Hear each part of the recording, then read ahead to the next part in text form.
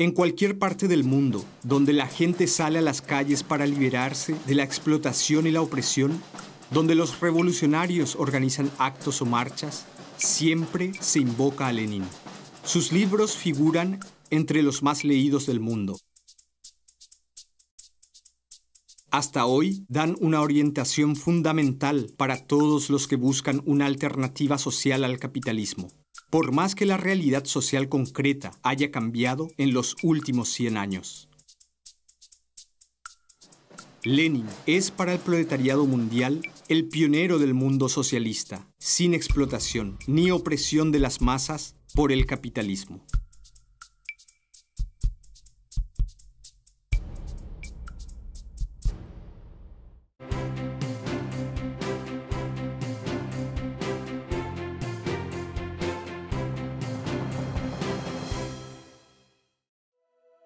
San Petersburgo, entonces Petrogrado, la capital de Rusia.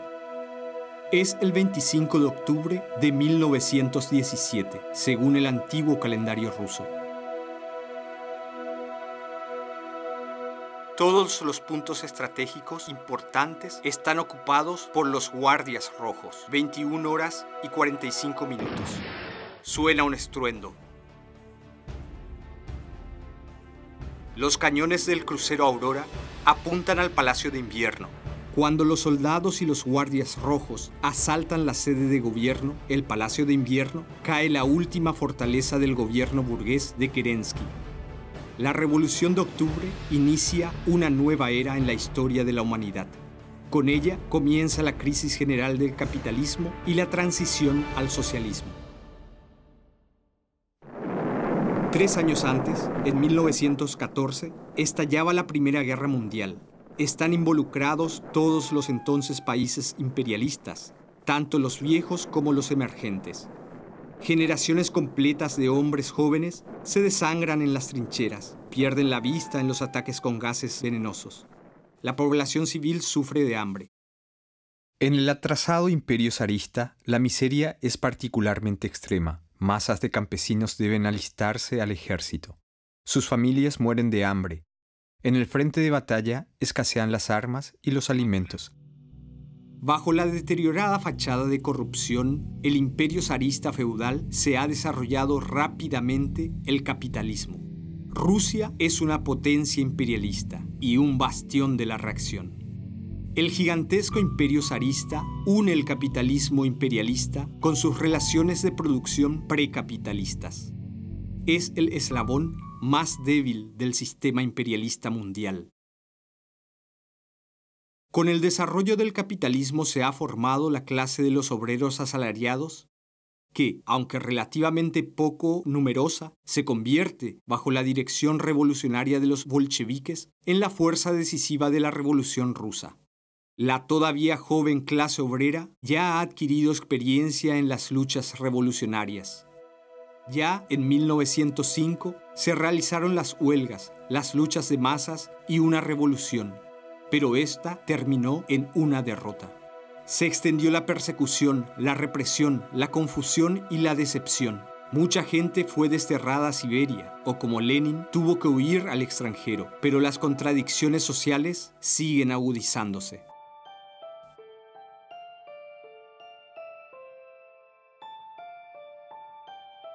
El objetivo común de todas las fuerzas sociales progresistas debe ser, primero, la revolución democrática contra la dominación zarista, su aparato represivo y su sofisticado sistema de espionaje. El año 1917 se inicia con huelgas de masa, manifestaciones por hambre y levantamientos campesinos. El 23 de febrero, según nuestro calendario el 8 de marzo, las obreras de las hilanderías de algodón dan la señal en la zona industrial de Vyborg de Petersburgo. Abandonan las máquinas, van hacia el centro de la ciudad e invitan a los trabajadores de otras empresas a sumarse a su marcha.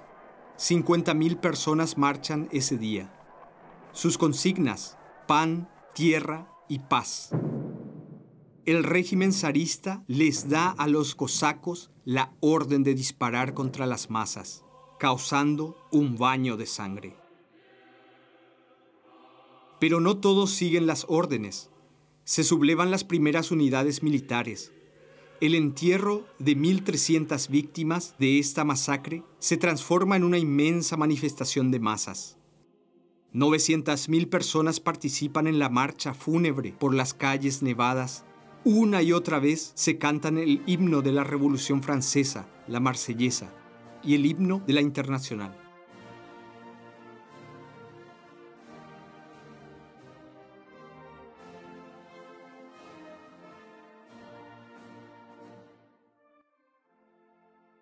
Con la Revolución de Febrero se derriba al zar del trono.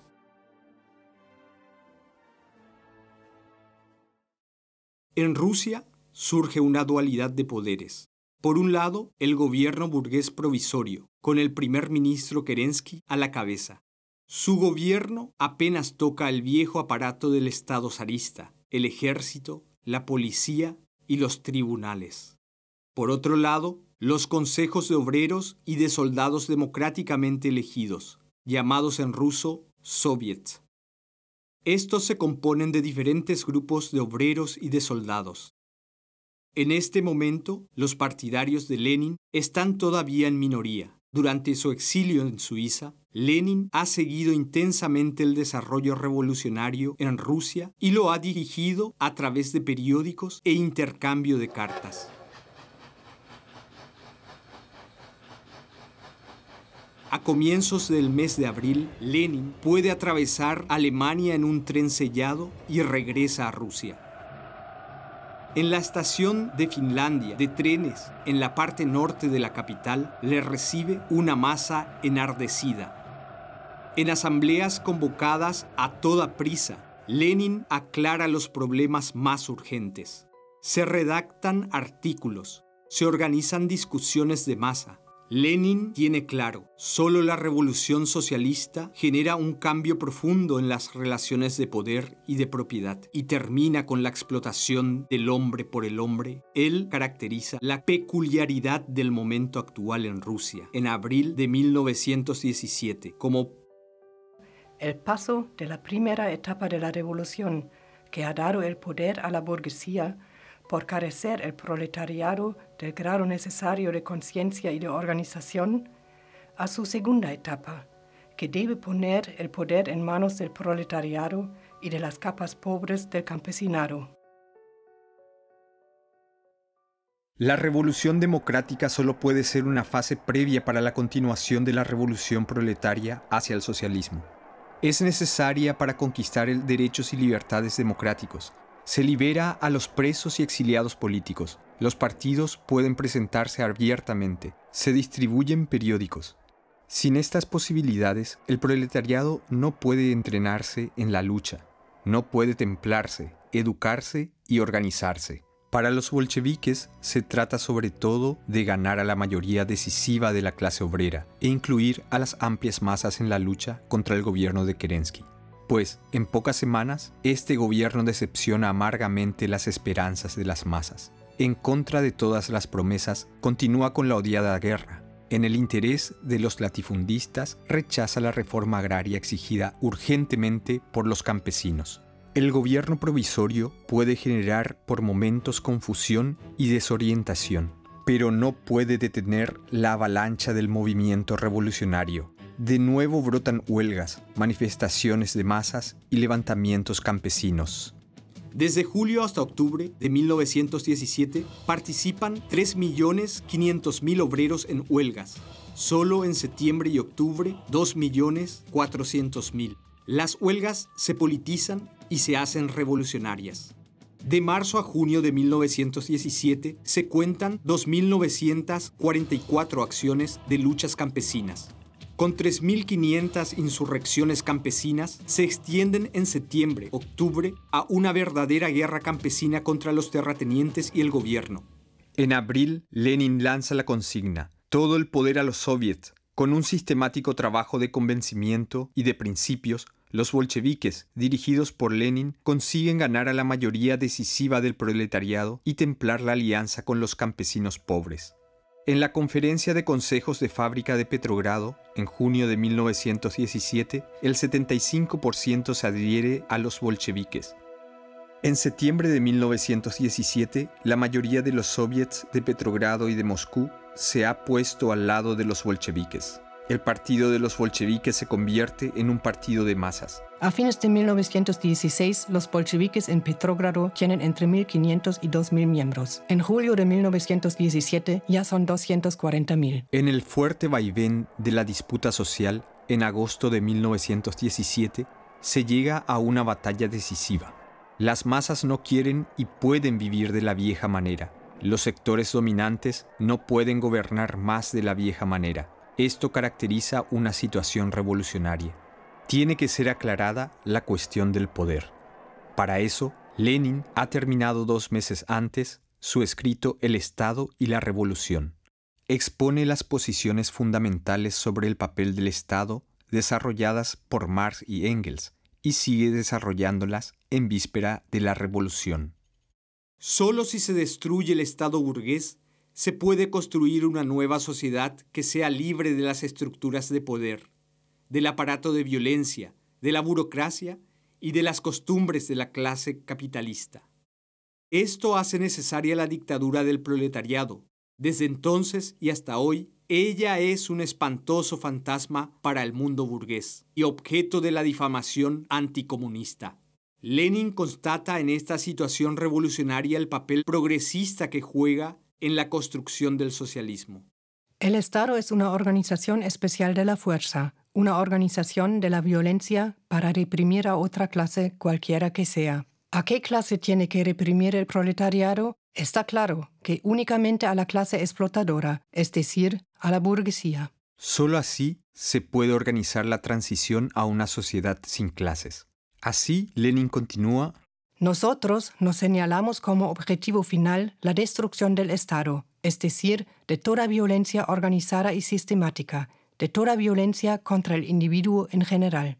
Aspirando al socialismo, estamos convencidos de que éste se transformará en comunismo y, en relación con ello, desaparecerá toda necesidad de violencia sobre el individuo en general, toda necesidad de subordinación de unos hombres a otros, de una parte de la población a otra, pues los hombres se acostumbrarán a observar las reglas elementales de la convivencia social, sin violencia y sin subordinación. Cuando se fortalecen las fuerzas para la preparación de la revolución proletaria, el gobierno de Kerensky comienza a reprimir a los revolucionarios de manera masiva. Quiere llevar a Lenin ante un tribunal. De nuevo, tiene que refugiarse temporalmente en la clandestinidad, en la Finlandia cercana. Camuflado de fogonero, Lenin pasa la frontera a comienzos de octubre con la ayuda del conductor de trenes finés Yálava. En San Petersburgo, la preparación inmediata de la insurrección armada se coloca en el centro. Crece la determinación entre las masas para tomar el destino en sus propias manos. Los soldados desertan en masa y se adhieren a la revolución. Lenin se entera de los planes secretos del gobierno de Kerensky de mandar a las tropas del frente de guerra a San Petersburgo para aplastar el movimiento revolucionario. Él advierte: demorar la acción equivaldría a la muerte.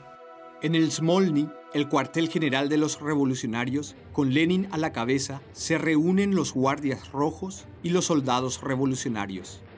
También por la noche salen del cuartel y realizan los minuciosos planes preparados para ocupar las estaciones telefónicas y de radios, los puentes sobre el río Newa y las estaciones de trenes. Por la mañana del 25 de octubre, todas las instituciones estratégicas importantes se encuentran en las manos del proletariado insurreccional. Kerensky huye, sus ministros serán detenidos. La insurrección armada ha triunfado. A las 10 de la mañana, el Comité Militar Revolucionario da a conocer la histórica convocatoria escrita por Lenin a los ciudadanos de Rusia.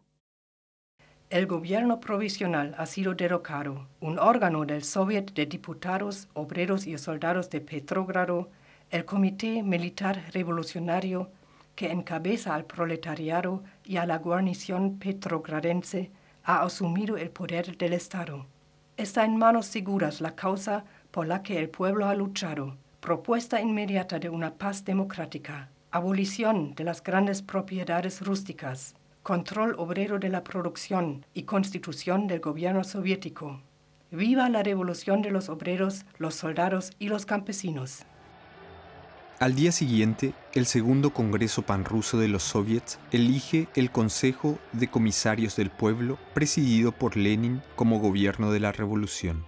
Golpe a golpe se publican los decretoleyes sobre la estatización de los bancos, el control obrero, la separación entre la Iglesia y el Estado, la implementación de la jornada laboral de 8 horas, la prohibición del trabajo infantil, la igualdad de derechos entre las nacionalidades, la abolición de las leyes feudales, matrimoniales y familiares, la protección maternal, la abolición de la prohibición del aborto y la homosexualidad, la prohibición de la violencia doméstica, también contra los niños, etc. Pero lo primero que el gobierno revolucionario proclama son los decretos sobre la tierra y la paz. Pues todavía la Primera Guerra Mundial se recrudece. Ahora los revolucionarios rusos presentan ofertas de paz a todos los países beligerantes. Estas hacen crecer grandes esperanzas también entre las masas cansadas de la guerra en los países involucrados.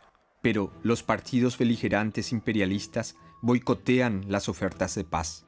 Ellos esperan ansiosos la oportunidad de avanzar aún más contra el adversario debilitado y ahogar la revolución. Para salvar la revolución, debido a la superioridad del adversario, el gobierno de la revolución tiene que hacer dolorosas concesiones en la paz de Brest-Litovsk, que significaron grandes concesiones territoriales a la Alemania imperialista.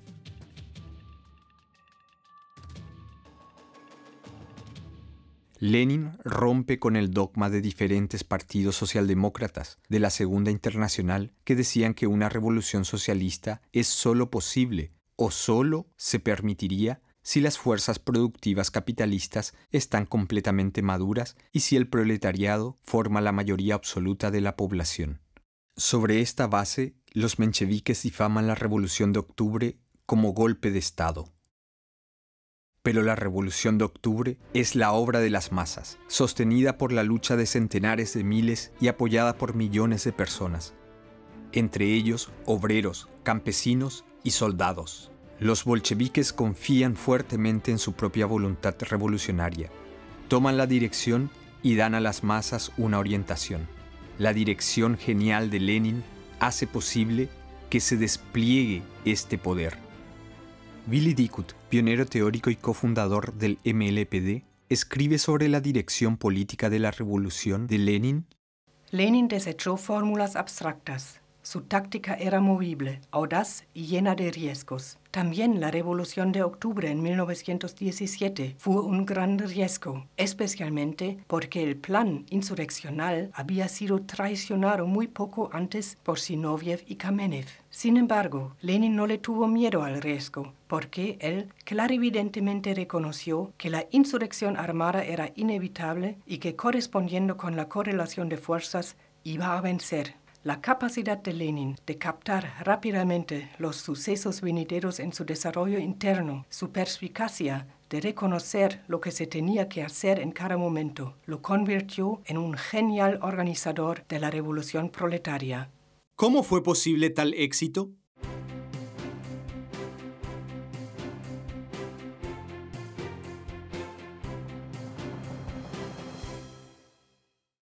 Lenin nació el 22 de abril de 1870 como Vladimir Ilich Ulyanov en Simbrisk, una ciudad a orillas del río Volga.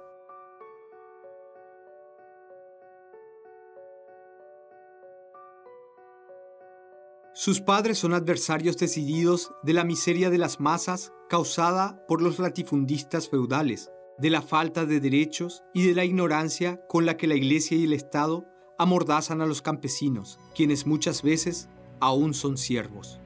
Crece el odio contra el zarismo, cuando el hijo mayor, Alejandro, es detenido y condenado a muerte. Alejandro ha participado con un grupo anarquista en un atentado contra la familia del zar. La muerte del querido hermano emociona profundamente a Lenin, de 17 años. Él entiende lo que ha hecho. Tuvo que actuar así. No podía ser de otra manera, pero también dijo, hay que seguir un camino diferente. Siendo aún estudiante de secundaria, Lenin estudia los escritos revolucionarios de la época, sobre todo el Capital de Carlos Marx, recién traducido al ruso. Comprende que la clase obrera, debido a su posición en la producción y en la sociedad, es la única y consecuente fuerza revolucionaria, aunque, como en el caso de Rusia, numéricamente conforma todavía una minoría. Por eso, se muda al centro industrial del país, a San Petersburgo. Allí se compromete con la agrupación de cerca de 20 pequeños círculos obreros en la unión de lucha por la liberación de la clase obrera. Aquí llega a conocer a su futura mujer, Nadezhda Krúpskaya, quien también es activa en el movimiento obrero revolucionario. Debido a esto, ambos son condenados al destierro en Siberia y tienen que pasar muchos años en el exilio. Como internacionalista proletario, Lenin sigue en todos los países donde vive como refugiado político el principio de organizarse en el respectivo partido revolucionario. Así, temporalmente, es miembro del partido en Suiza y del SPD en Alemania, en aquel entonces revolucionario. Presta especial atención a la construcción del partido en Rusia.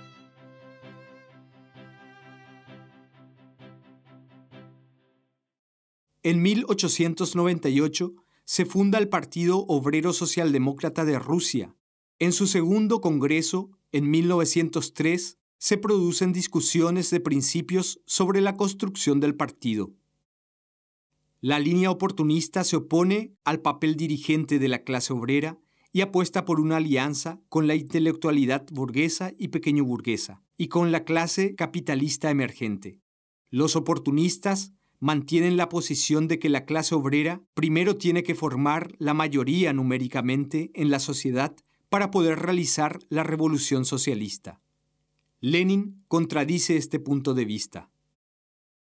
Aun cuando la clase obrera en número sea todavía una minoría en un país, debe y puede tomar la dirección en la lucha revolucionaria. El aliado más importante en Rusia tiene que ser la pobre población rural de los obreros rurales, los pequeños y medianos campesinos. Los economicistas oportunistas sostienen además una limitación de los obreros a las luchas económicas para mejorar sus condiciones de trabajo y de vida. Este es el culto a la espontaneidad del movimiento obrero y significa una subordinación a las condiciones sociales existentes y una renuncia a la lucha revolucionaria. Lenin desenmascara a los economicistas como reformistas que impulsan la influencia burguesa en la clase obrera. La mayoría, los bolcheviques, sigue a Lenin en el segundo congreso. La minoría, los mencheviques, se aferra a sus posiciones oportunistas. De manera consecuente, Lenin desarrolla en esta controversia la concepción del Partido Obrero Revolucionario como partido de lucha. Esta concepción incluye el plan para construir tal partido en todo el país. Con la ayuda del periódico fundado por él mismo, que aparece como órgano central, se alcanza a todos los revolucionarios, hasta en los más alejados puntos del país, a través de vías clandestinas. En torno al periódico se construye una firme organización. En su escrito ¿Qué hacer?, redactado en 1902, Lenin acentúa la decisiva importancia de la unidad entre la teoría y la práctica y el papel particular de un creativo trabajo teórico.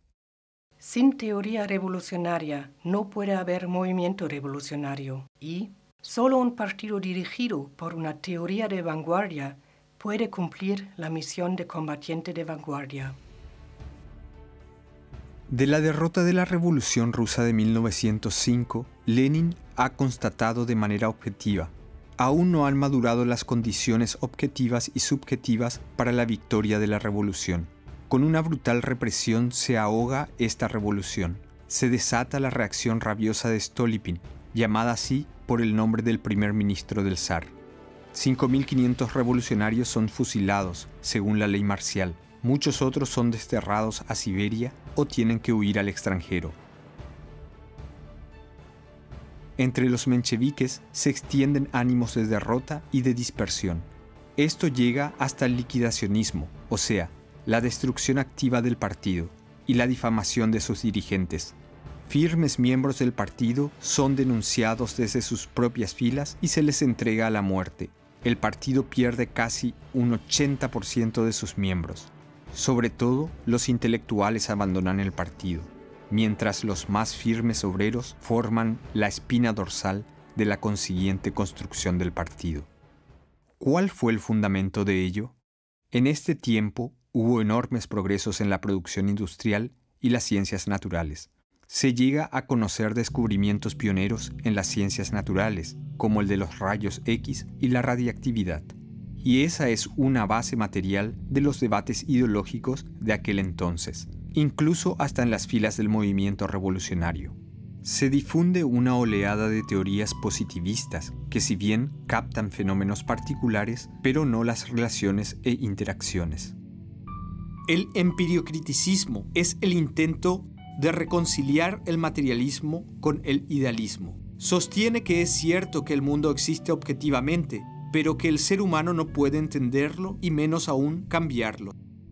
Los supuestos marxistas justifican así su capitulación y se convierten en los portavoces de la conciliación con el capitalismo. Como escrito polémico ideológico contra el liquidacionismo, se publica en 1909 la principal obra filosófica de Lenin, Materialismo y empiriocriticismo. La obra de Lenin defiende el materialismo dialéctico e histórico y continúa desarrollándolo. En la teoría del conocimiento, como en todos los otros dominios de la ciencia, hay que razonar con dialéctica, o sea, no suponer jamás que nuestro conocimiento es acabado e inmutable, sino indagar de qué manera el conocimiento nace de la ignorancia, de qué manera el conocimiento incompleto e inexacto llega a ser más completo y más exacto. De esa manera, Lenin también abarca las investigaciones de los cambios considerables del mundo, como el surgimiento de nuevos países imperialistas. Esto le permite desarrollar la correcta estrategia y táctica del partido. La liquidación del liquidacionismo es el requisito para un nuevo auge de la revolución. Al respecto hay también repetidas fuertes controversias con Leo Trotsky sobre el carácter del partido. Seguir las ideas de Trotsky hubiera destruido el carácter revolucionario del partido, pues él exige que se permitan diferentes corrientes en el partido, incluso fracciones que se combatan entre sí, y asimismo colaboró activamente en la construcción de estas. Esto es rechazado por una inmensa mayoría en el partido. Por consiguiente, él forma fracciones a escondidas e intenta dividir al partido. Para distanciarse claramente de los mencheviques, los bolcheviques luego se dan el nombre de Partido Comunista. En los años 1920, los principios desarrollados por Lenin para los partidos se imponen a nivel mundial en los partidos comunistas. Trabajo sobre el fundamento de una clara línea ideológico-política. El principio de organización del centralismo democrático relaciona la iniciativa democrática de todos los miembros con el actuar unitario del partido. La participación política activa de cada uno en lugar de una masa de miembros, en gran medida pasivos o que solamente pagan sus cuotas. Partido de lucha en lugar de partido electoral. Concentración en las industrias y organización de la clase obrera como fuerza líder, mayoritaria y decisiva de la revolución. Análisis y toma de decisión colectivos sobre la política del partido, realización y control sistemáticos, contrariamente al estilo de resoluciones prolijas sin luchar férreamente por su realización en práctica. Órganos de dirección colectivos que rinden cuentas, con tareas claramente determinadas. A nivel central fue sobre todo el Comité Central. En cambio, la vieja socialdemocracia estaba caracterizada por personalidades individualizadas de dirigentes que no tenían que rendir cuentas a nadie. Los principios de Lenin son hasta hoy la base y el criterio para la construcción de un partido marxista-leninista y también son aplicados y desarrollados permanentemente por el MLPD. El Partido Marxista-Leninista se desarrolla como un organismo vivo en niveles y periodos de la construcción del partido. Tienen que seguir desarrollándose y debe autotransformarse con cada cambio esencial en la lucha de clases.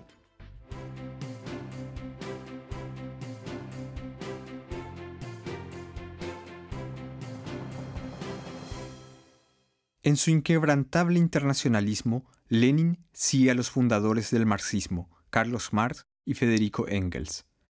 Este observa en los últimos años de su vida, a finales del siglo XIX, que amenaza el peligro de una guerra mundial entre los países capitalistas.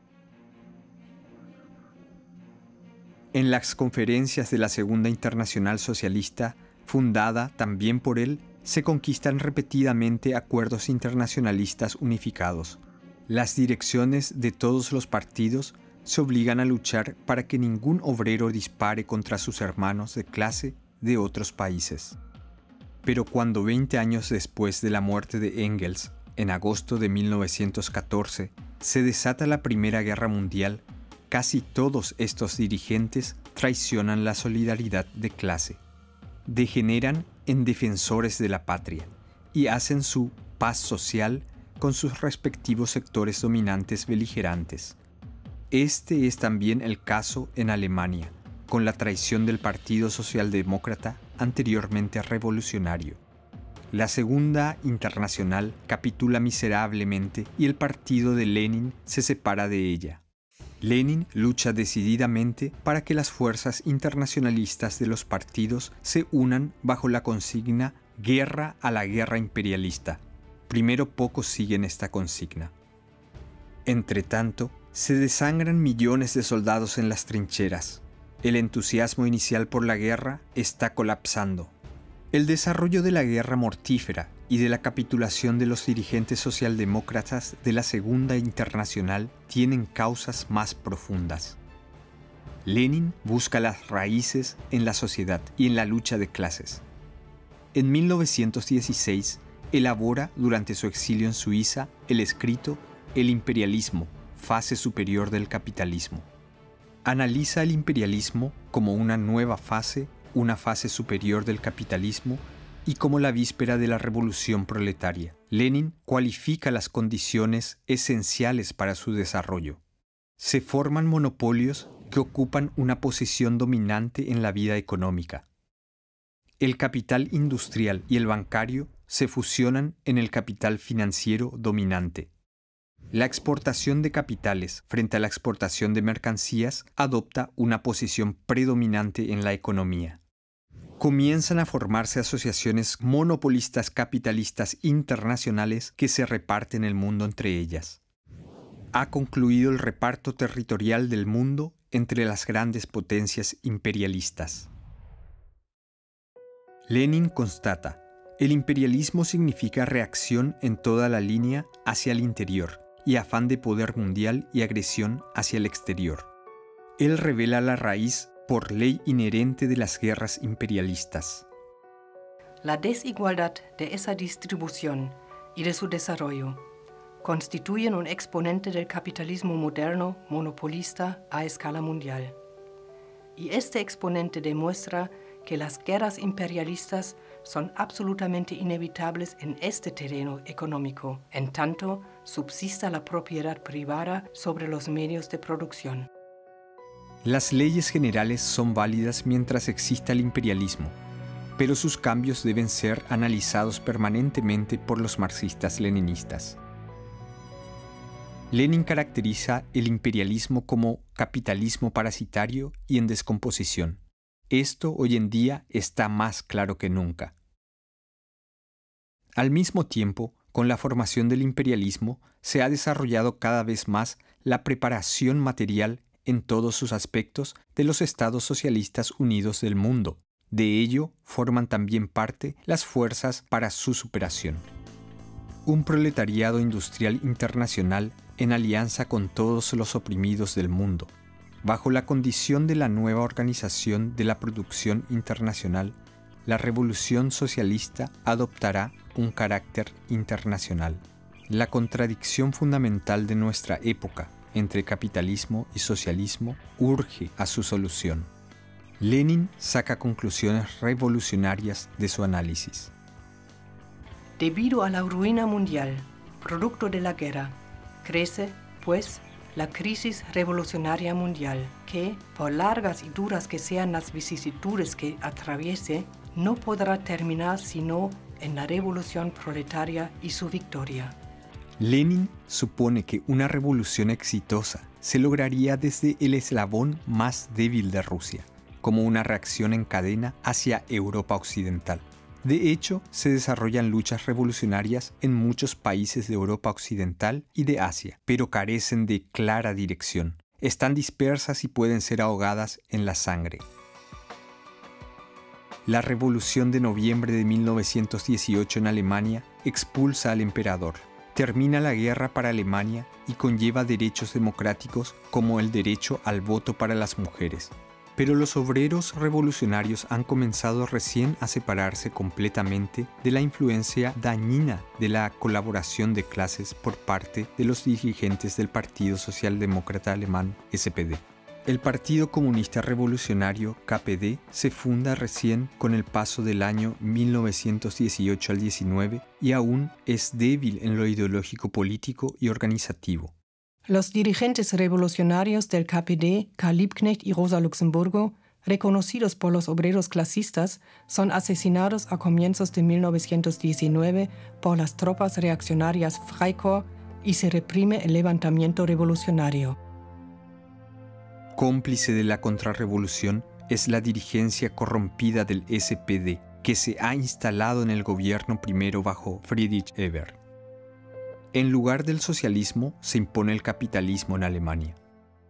Lenin se mantiene inquebrantable y subraya: Esta primera victoria no es aún la victoria definitiva, y nuestra revolución de octubre la ha conseguido con dolores y dificultades sin precedentes, con inauditos sufrimientos, con una serie de graves desaciertos y errores nuestros. Nosotros hemos empezado la obra. Poco importa saber cuándo, en qué plazo y en qué nación culminarán los proletarios esta obra. Lo esencial es que se ha roto el hielo, que se ha abierto el camino, que se ha indicado la dirección. Por iniciativa de Lenin se funda en marzo de 1919 una nueva internacional comunista llamada Comintern. Ella organiza la solidaridad internacional con Rusia revolucionaria y el apoyo para la construcción de nuevos partidos obreros revolucionarios. La Revolución de Octubre se convirtió en el ejemplo para los partidos obreros y comunistas de todo el mundo.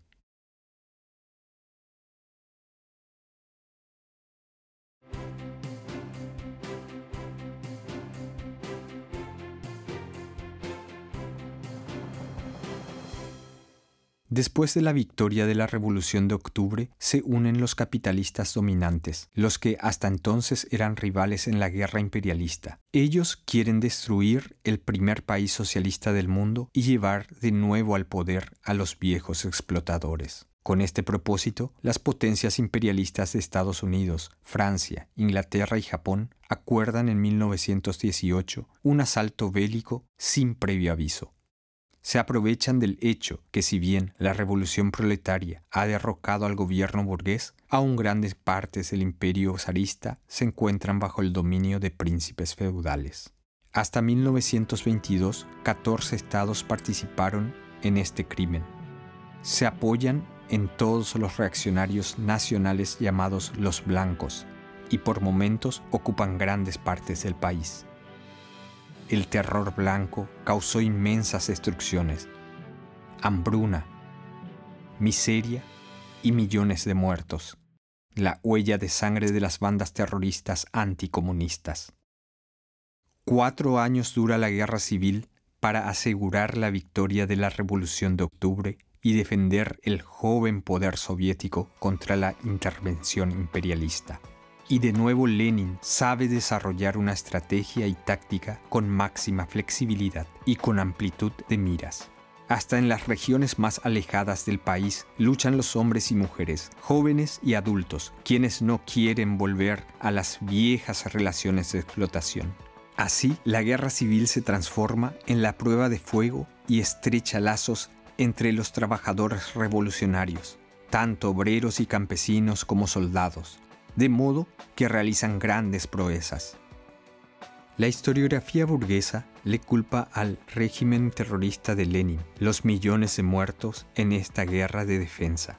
Según la infame lógica anticomunista, sin la Revolución de Octubre no se hubiera llegado a esta guerra intervencionista. Así, al mismo tiempo, intenta justificar su sangrienta contrarrevolución. Heroicamente y con grandes sacrificios, las masas soviéticas luchan por la victoria.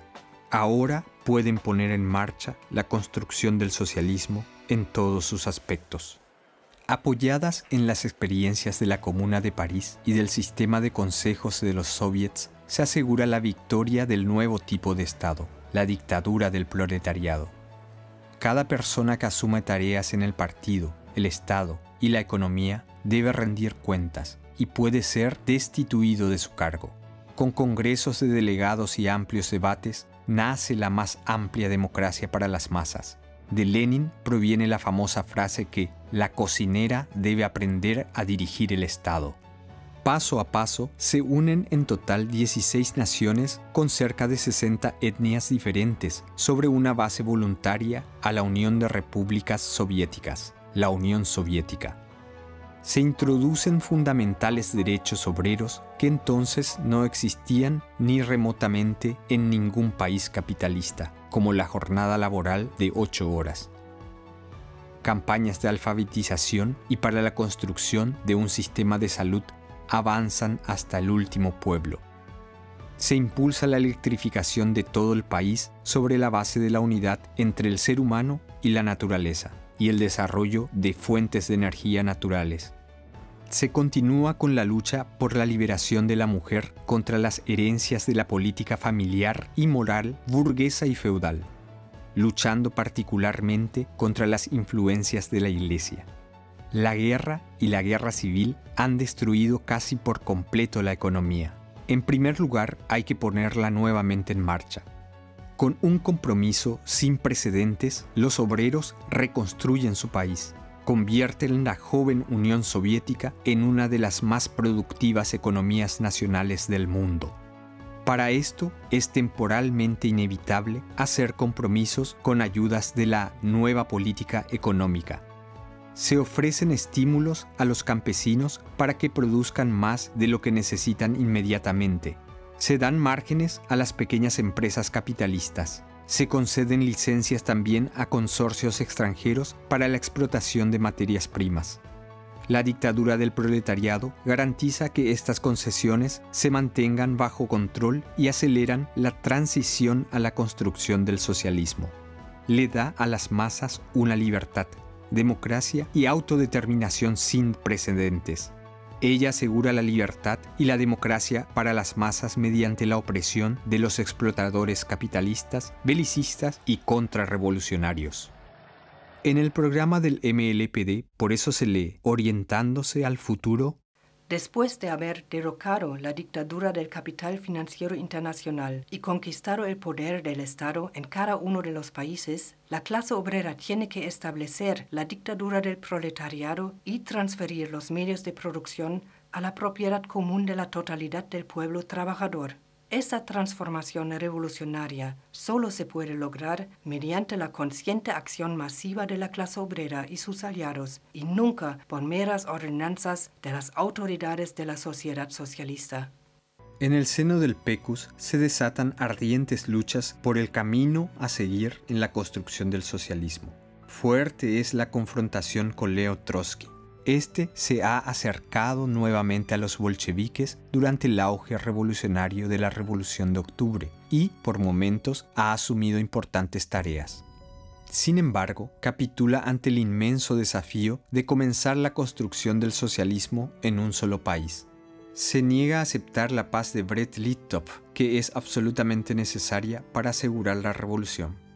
Se escapa cobardemente y trabaja con todos los medios contra la construcción del socialismo en un solo país. Demagógicamente escondió su capitulación con frases izquierdistas sobre su revolución permanente. Esta, de realizarse, debería hacerse primero en países más desarrollados. Para justificar su propia traición, se convierte en un ardiente enemigo de la construcción socialista. Sus partidarios organizan actos de sabotaje y asesinatos en el país. Su difamación contra Lenin y sobre todo contra Stalin no conoce límites. Incluso ni siquiera se detiene ante una colaboración con los fascistas hitlerianos. Frente a las masas, especialmente a los campesinos, solo conoce un desprecio arrogante. Lenin, por el contrario, tiene una confianza inquebrantable en las masas. Reconoce y fomenta las iniciativas orientadas al futuro entre los obreros clasistas y muy en particular en la juventud. Un ejemplo de ello es el movimiento de los sábados comunistas, sobre el cual Lenin recalca. El comunismo comienza cuando los obreros sencillos sienten una preocupación abnegada y más fuerte que el duro trabajo por aumentar la productividad del trabajo, que no están destinados directamente a los que trabajan ni a sus allegados, sino a personas ajenas, es decir, a toda la sociedad en conjunto, a decenas y centenares de millones de hombres agrupados primero en un Estado socialista y, más tarde, en una unión de repúblicas soviéticas. La joven Unión Soviética Socialista desarrolla una inmensa fuerza de atracción como modelo social alternativo de su época. El entusiasmo atrae a artistas, escritores, científicos, técnicos e ingenieros, y no por último a obreras y obreros alrededor del globo.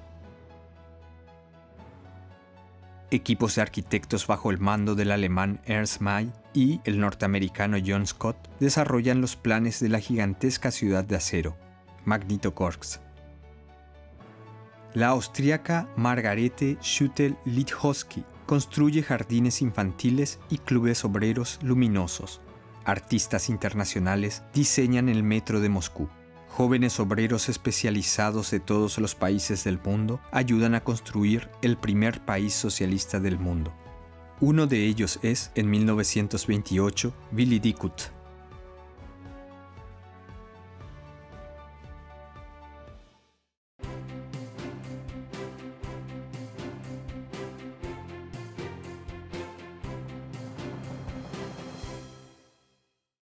Lenin ha elevado el marxismo a un nuevo nivel en todos los aspectos fundamentales de la economía política, la filosofía y la doctrina de la lucha de clases.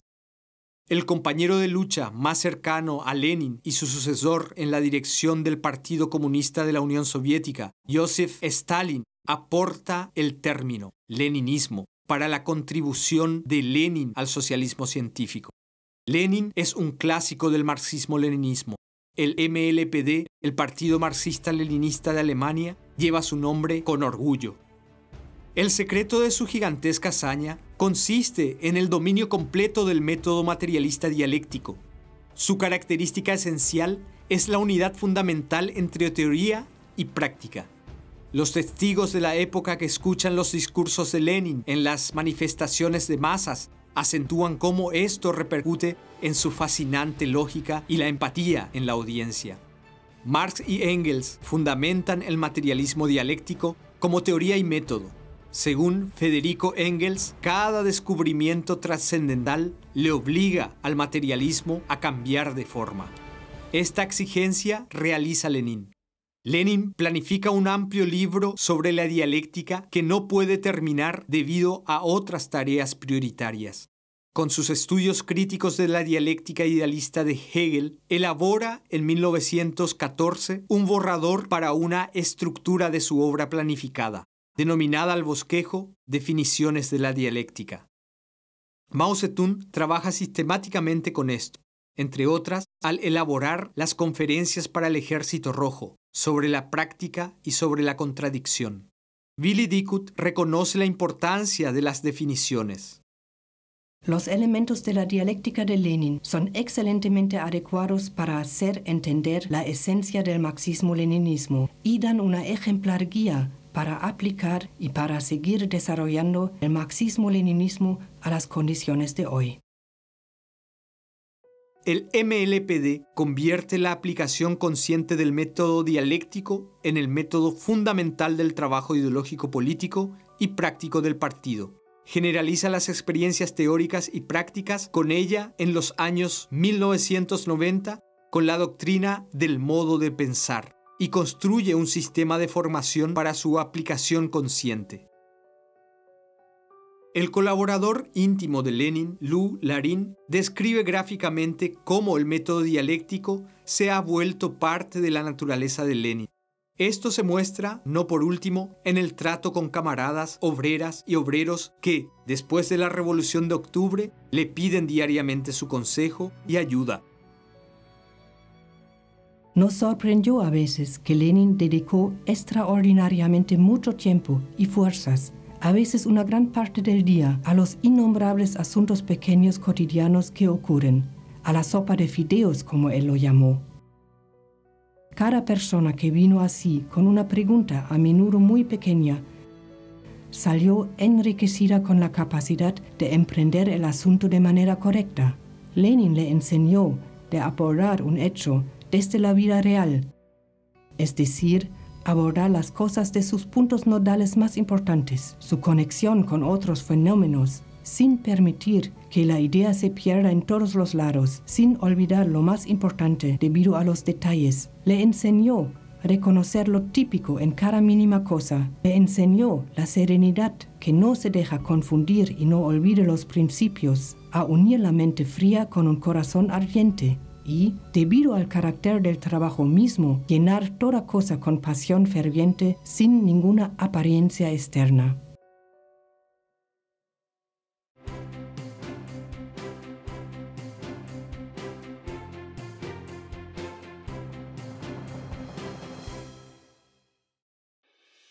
Lenin es un intelectual de alto nivel. A él le gusta la música clásica y cultiva un intercambio vivo y crítico con artistas y escritores como Máximo Gorki.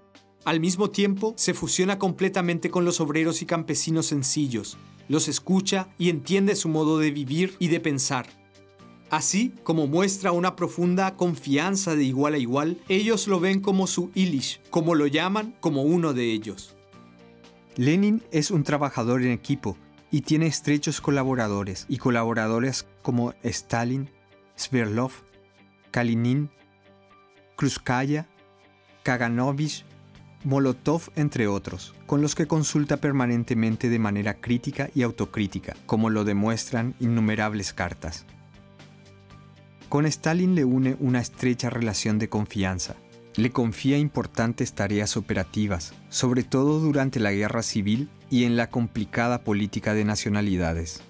Testigos de la época acentúan con qué dureza y postura irreconciliable Lenin se posiciona frente a los enemigos de la clase obrera, pero tampoco teme la autocrítica y demuestra gran confianza también en los camaradas que cometen errores.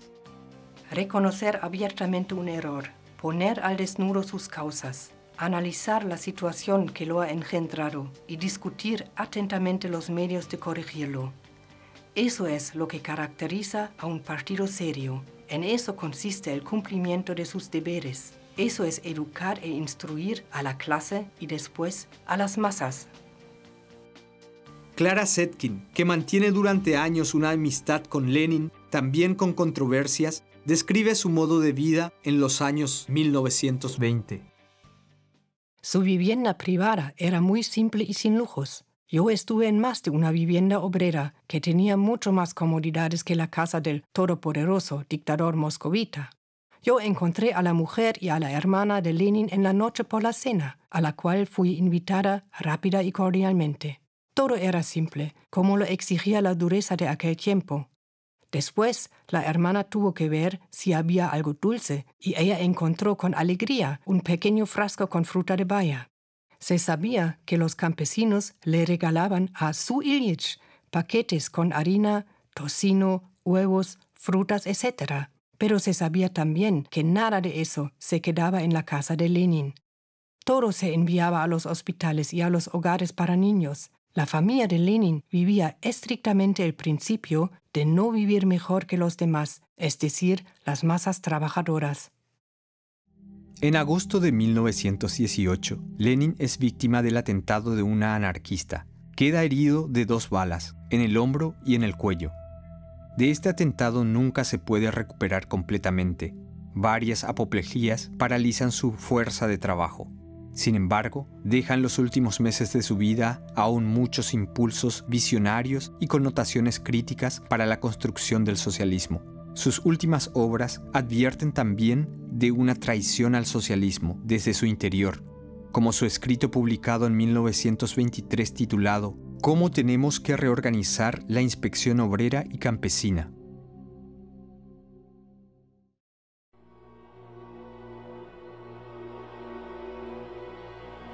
El 21 de enero de 1924 muere Lenin, cumpliendo apenas 53 años.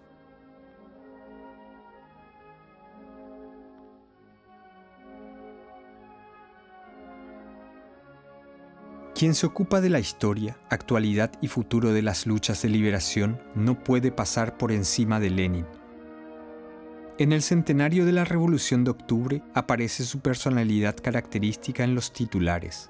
También algunos periodistas, historiadores y políticos burgueses no pueden negar un cierto respeto a Lenin. Así, cuando el semanario alemán Stern tiene que reconocerle como un estratega indiscutible y hombre sin el cual esta revolución probablemente nunca hubiera tenido tanto éxito.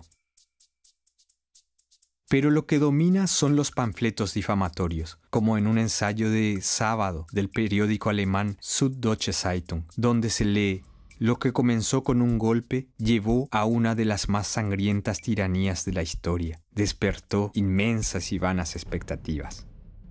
Tiranía. El régimen zarista es tiranía. Tiranía es la guerra de intervención de las potencias imperialistas directamente después de la Revolución de Octubre. El punto máximo de la tiranía ha sido el fascismo hitleriano con su asalto a la Unión Soviética, que costó la vida de decenas de millones de muertos. Esta tiranía solo pudo terminarse por las amplias masas que estaban profundamente convencidas de seguir el camino indicado por Lenin. Willy Dickhut destaca: No podemos sobreestimar la importancia de Lenin. Además, que es un genio, el grado más alto de una talentosa creatividad. Eso sí se puede decir de Lenin. Quien diga lo contrario no conoce a Lenin y subestima la inmensa importancia del leninismo para la lucha de la clase obrera.